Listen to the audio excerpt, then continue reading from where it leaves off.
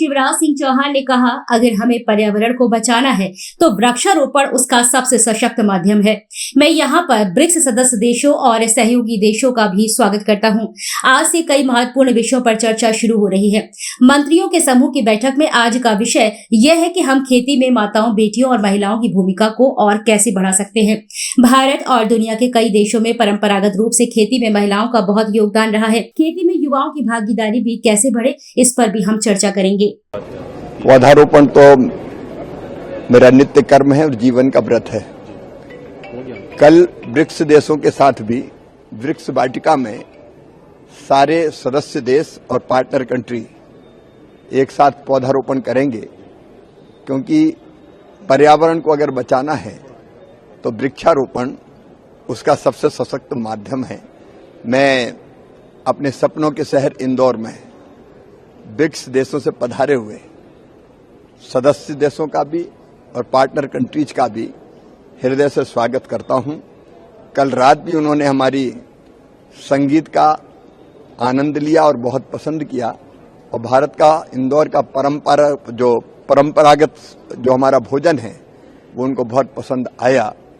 आज से कई महत्वपूर्ण विषयों पर चर्चा का प्रारंभ हो रहा है। जो मंत्री समूह की बैठक होगी उसमें आज का विषय है खेती में हम माताओं, बहनों, बेटी, महिलाओं की भूमिका को और कैसे बढ़ाएं, क्योंकि भारत में और दुनिया के कई देशों में परंपरागत रूप से खेती में महिलाओं का बहुत योगदान रहा है।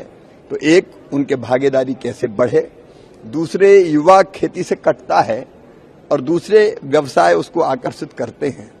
हमारा ये मानना है सभी मित्रों का, सदस्य देशों का, कि युवा अगर नई टेक्नोलॉजी लेके इनोवेशन के साथ खेती की तरफ बढ़ेंगे तो अन्न के भंडार और भरेंगे और हम दुनिया की खाद्य सुरक्षा को मजबूत कर पाएंगे और पोषण युक्त आहार भी हम जनता जनार्दन को दे पाएंगे। तो युवाओं की भी भागीदारी कैसे खेती में बढ़े, इस पर हम लोग चर्चा करेंगे। लेकिन सबसे प्रमुख विषय है हमारे छोटे किसान। हमारे देश में 86% और ब्रिक्स कंट्रीज में भी 70% छोटे किसान निवास करते हैं, जिनके पास 2 हेक्टेयर से कम जमीन है और वो कई तरह की चुनौतियों का मुकाबला करते हैं। तो उस छोटा किसान कैसे सशक्त हो, मजबूत बने और दुनिया की खाद्य सुरक्षा में योगदान दे, और उसकी आजीविका को हम कैसे सुनिश्चित कर पाएं, आय को हम कैसे बढ़ा पाएं, इन महत्वपूर्ण विषयों पर आज ब्रिक्स के बीच में यहाँ पर चर्चा होगी। और दोपहर के बाद 1 to 1 भी अलग अलग देशों के साथ कृषि मंत्री के रूप में मेरी और उनके कृषि मंत्रियों की बात होगी। आपस में 1 to 1 और भी देश बात कर सकते हैं। और दोपहर में हम 3 बजे के बाद एक बार हमारी परंपरा, जीवन मूल, संस्कृति, विरासत, इतिहास को दिखाने उनको मांडवगढ़ ले जाएंगे।